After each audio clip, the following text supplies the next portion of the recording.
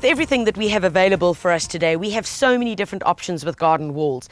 They no longer just need to have paint and a bit of mortar or even just plain red bricks like it is behind me. You can take something to the next level. And it's so important, especially in cluster homes and townhouses, where our gardening space on the floor is limited. So what can we do with them? Well, here's some ideas that I'm sure that you'd be able to implement back at your home in 2 ticks of a lamb's tail.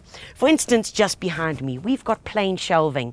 Now, shelving you can do in any way. Brackets are available from your local garden centre or hardware store.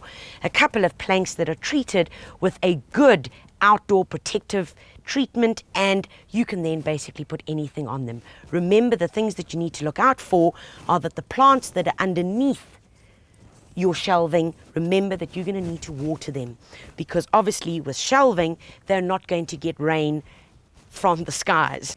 Of course, let's take a look at some other options. There's trellis work, and in trellis work it's not only wood that you can get at the moment. You can get alien invasive trees that have been treated to create this most beautiful lattice work, or what we commonly and affectionately known as laikis, and that's thin little poles that have been treated, put together on a framework that can create the most amazing focal points. The one thing that we would all love to have on walls are water features. It's a perfect backdrop to create your wildest dreams. Either having pipes coming out the water with a beautiful trough, pots where water just kind of drips out of it, and then of course you could simply have something which is a mask of some sort which is attached to the wall.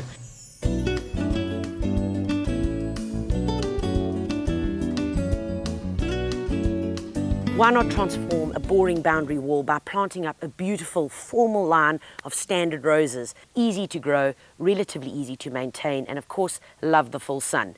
Of course there's hedging, many different types of hedging. Remember, get the planting right.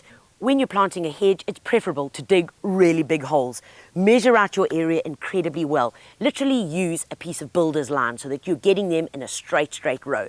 Dig those holes, double the depth of the planting bag that you buy the plant in, and double the width. And that is crucial. Remember to put in loads of compost, bone meal or superphosphate, and initially, every 2 months or so, I'm going to say at least for the first 8 months, you want to just keep trimming the top of the hedge. That's important because as you do that, it starts thickening out from the base, and that is all important. What about growing a beautiful climber up the wall? Easy ways to get around this is by taking some steel nails, knocking it into wall, taking some twine and running it across from each nail.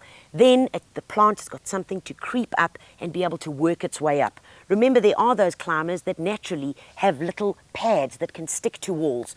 Those, of course, you can find as well at your local garden centre. But there are many options that you can use, from wisteria to beautiful golden showers to trachlospermum and climbing roses. The list is endless.